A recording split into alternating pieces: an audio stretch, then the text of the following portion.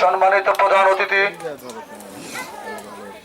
মান্দা উপজেলা মহিলা দলের সিনিয়র সহসভাপতি লাইলা বাড়ি টিপু, আজকের অনুষ্ঠান প্রধান অতিথিকে মূল্যবান বক্তব্য রাখার জন্য আমি বিনীতভাবে অনুরোধ জানাচ্ছি।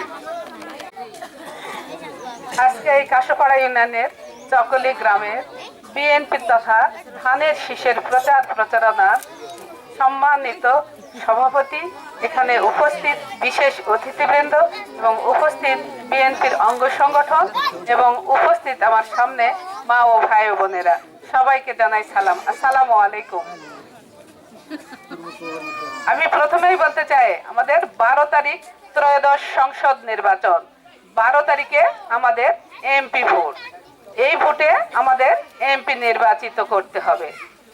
আমাদের দেশের নেত্রী বেগম খালেদা জিয়ার সুযোগ্য সন্তান তারেক রহমান, উনি মান্দা থানাতে এমন একজন ব্যক্তিকে ধানের শীষের প্রতীক দিয়েছেন, তিনি যেন মান্দা থানার উন্নয়ন করতে পারে, মান্দা থানাকে একটি মডেল থানা হিসাবে গড়ে তুলতে পারে, মান্দা থানাকে একটি দুর্নীতিমুক্ত থানা হিসাবে গড়ে তুলতে পারে, মান্দা থানার জনগণের পাশে থাকতে পারে।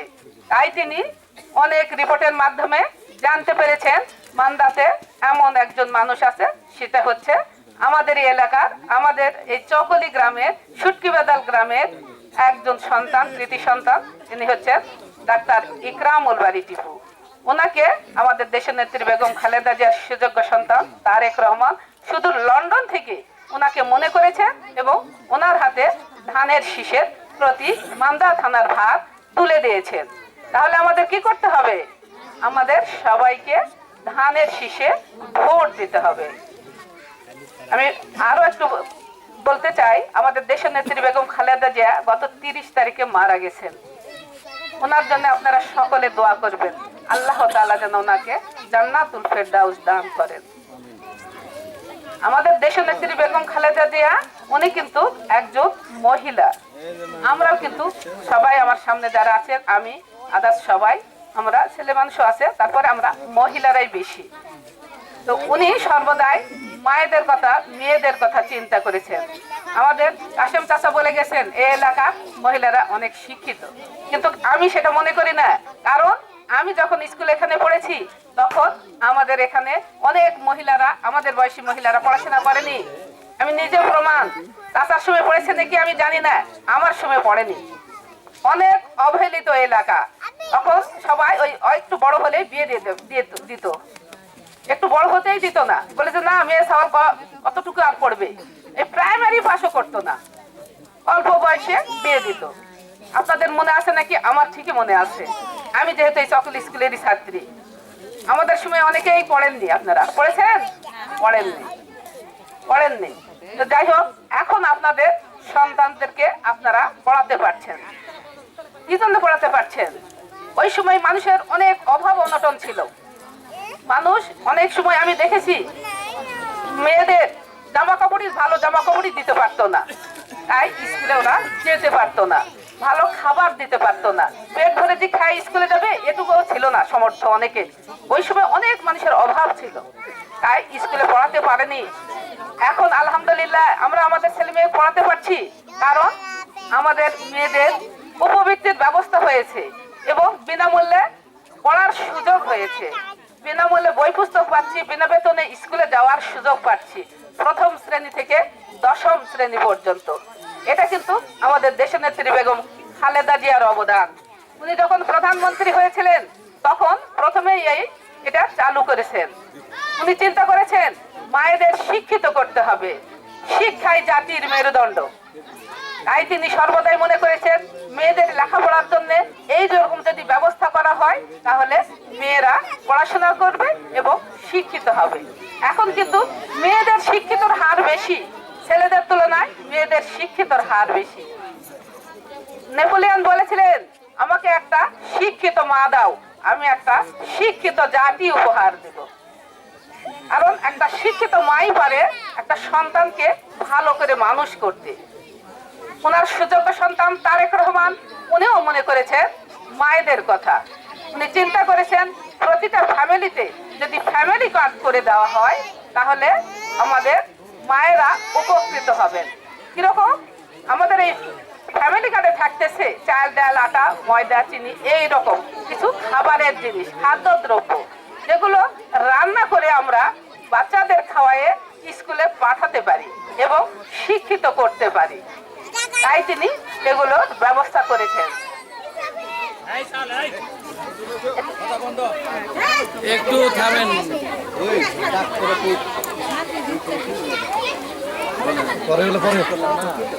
আমাদের দেশনেত্রী বেগম খালেদা জিয়ার সুযোগ্য সন্তান তারেক রহমান আরো অনেক কিছু মনে করেছেন। উনি মনে করেছেন মায়েদের কথা, উনি মনে করেছেন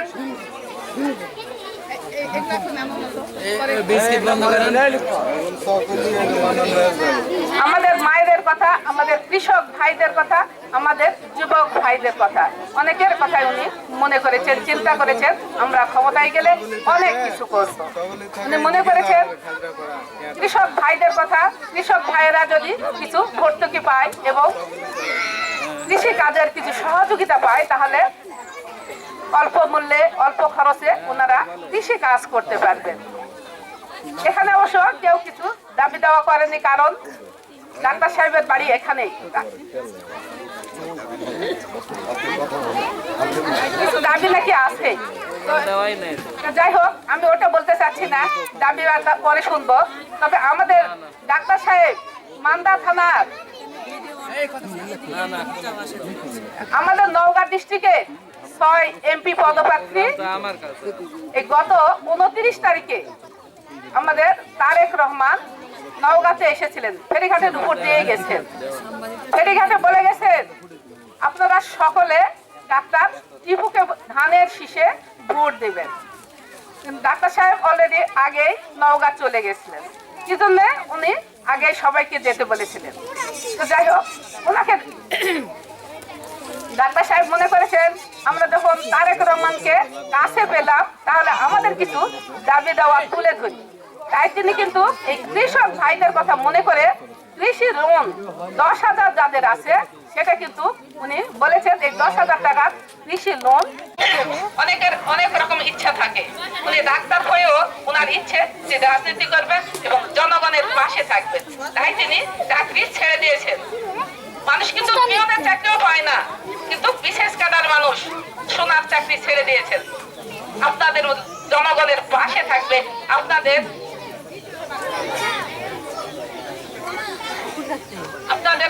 পাশে থাকবে।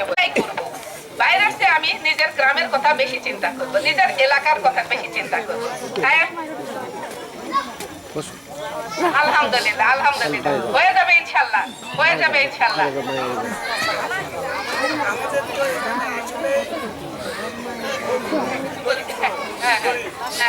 তাহলে এই ফ্যামিলি কার্ড, হ্যাঁ হ্যাঁ হ্যাঁ হ্যাঁ হ্যাঁ এরকম ফ্যামিলি কার্ড সবার জন্য হবে। এটা কিন্তু গরিব বড় লোক ধনী ভেদাভেদ থাকবে না, সবাই পাবেন, কিন্তু অনেক সবাই পাবেন, সবাই পাবেন। আবার অনেক সময় আপনারা উচ্চমাতার কাজ, বিধবাতার কাজ নিয়ে বিড়ম্বনার মধ্যে পড়েন, এইটা পড়বেন না, এইটা পড়বেন না, কারণ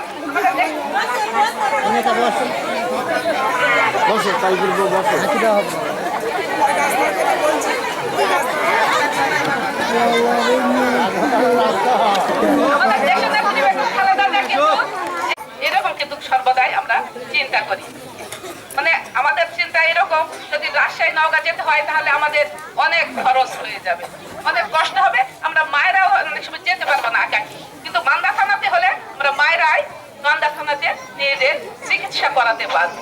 তাই উনি মনে করেছেন মান্দা থানাতে একটি শিশু হাসপাতাল দরকার, মান্দা থানাতে একটি শিশু পার্কের দরকার। বাচ্চাদের বিনোদনের এখন অনেকটা জায়গাই নাই। আগে মানুষেরা ফুটবল খেলতো, বদল খেলতো, অনেক কিছু খেলতো, কিন্তু এখন সেগুলো খেলা হয় না, খেলার মাঠে পায় না। এখানে সকলে স্কুল আসতে বলে অনেক ছেলে ফেলে না। তো উনি মনে করেছেন এই বাচ্চাদের জন্য যদি একটি শিশু পার্ক করা হয় তাহলে বাচ্চাদের অনেক বিনোদন হবে, বাচ্চাদের জন্য অনেক উপকার হবে। উনি আরো মনে করেছেন বড় বড় ব্রিজের কথা মনে করেছেন, আত্রাই নদীর উপর কয়েকটা ব্রিজের কথা মনে করেছেন। ফেরিঘাটের ব্রিজ কিন্তু আমাদের দেশনেত্রী বেগম খালেদা জিয়ার অবদান। আজ আমরা ফেরি নাই, আমরা ব্রিজের উপর পার হয়ে যাচ্ছি, এক নিমিষে ব্রিজ পার হতে পারি। যখন ফেরি ছিল আপনারা অনেকেই এই ওই বয়সের মানুষ হয়তো নাই গো এরকম অবস্থা। তো ওই সময় অনেক কষ্ট করে কিন্তু ফেরি পারাপার করতে হতো। তো উনি চিন্তা করেছেন আরো যদি কয়েকটা আত্রাই নদীর উপর ব্রিজ করা যায় তাহলে আমাদের অনেক উপকার হবে। উনি আরো মনে করেছেন বান্দা থানাতে এই গবাদি পশুর কোনো হচ্ছে কতিব কি যেন কথা বলতে চাইছিলেন রাস্তার কথা।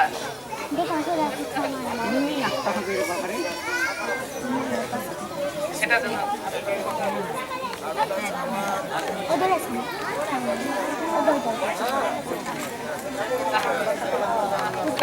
রাস্তাঘাটের কথা বলা হচ্ছে, আলহামদুলিল্লাহ এগুলো বলার অপেক্ষা রাখবে না। কি জন্য আমরা মা যেখানে আমি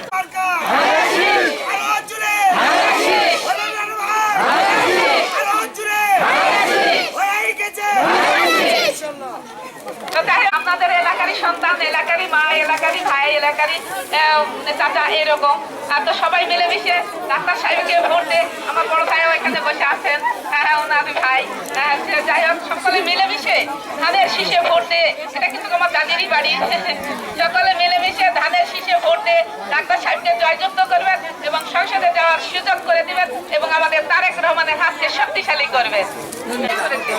এটা কিন্তু কোনো লোক বড় লোক গরিব ভেদাভেদ কিন্তু নাই, হিন্দু মুসলমান কোনো ভেদাভেদ নাই, এইটাও এইরকমই হবে, সবাই পাবেন, আপনারা সবাই পাবেন।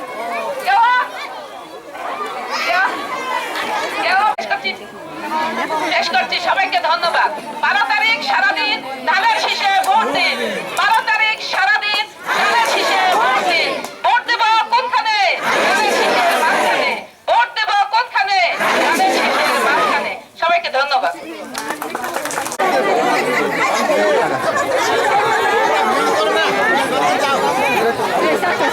যত সার্টিফিকেট দেখা হয়ে গেছে।